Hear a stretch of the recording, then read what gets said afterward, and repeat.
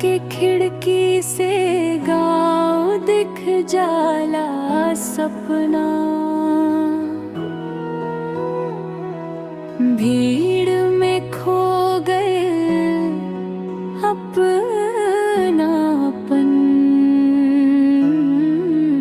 मुंबई दिल्ली के रोशनी झूठी लागे, माटी के खुशबू आजो दिल में जागे। तोहार राह देखत बीत गईल सजन, आँख भर आवे हर सावन भादोबन।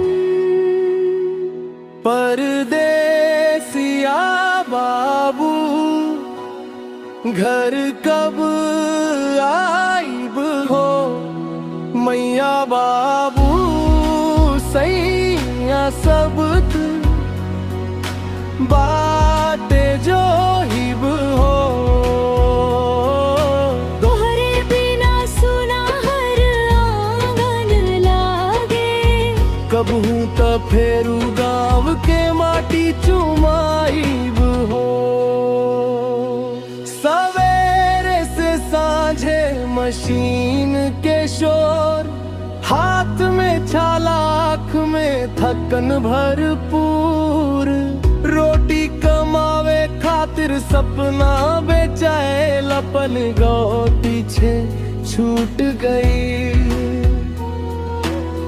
भीड़ में रह के अकेलापन खारे, हर रात माटी नींद में बुलाए। तोरे याद में सांस अटक जाला, फोन देख के दिल बहल जाला। मैया रोज दिया जरा के बाटे, तोहार नाम लेके भगवान से मांगत बाटे। बाबूजी छुपा के आंसू पी जात, तोहार फोटो छाती से लगावत। तोरे बिना सोना हर त्योहार, चूड़ी खन के पर बुझ जाला प्यार। तोहार सैया बाटे राह निहारे, हर सांस में बसल तोहार सहारे। परदेसिया बाबू घर कब आइब हो। तोहरे बिना जिंदगी आधी लागे हो। जल्दी आइब साजन वादा बाटे हो, माटी के कर्ज हम चुकाइब हो।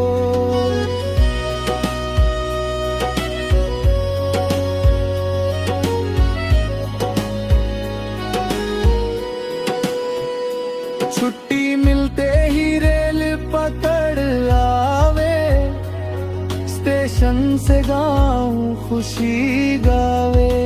भोले नगाड़ा पोर बरसावे, मैया लिपट के रोवे हंसावे।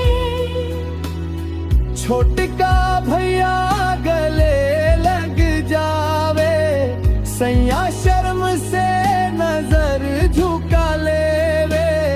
2 दिन में पूरा सपना जिलेनी, फेरू विदाई आँख भर लेनी। सीटी बाजे तक ले जाके, हाथ छूटे त सांस अटके।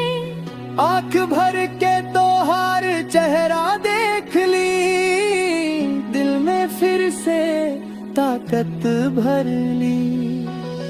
वो संग लेके परदेस जाइब, तोहर सपनवा पूरा कराइब।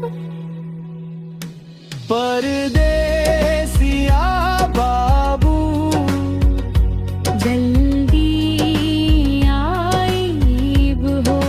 संघर्ष के दिन अब खत्म होइब हो।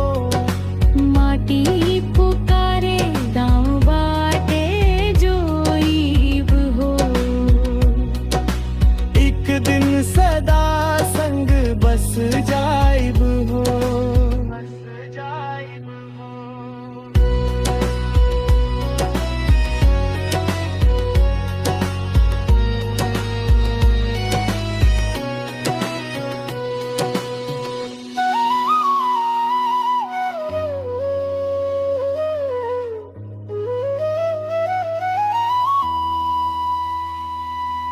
एक दिन सदा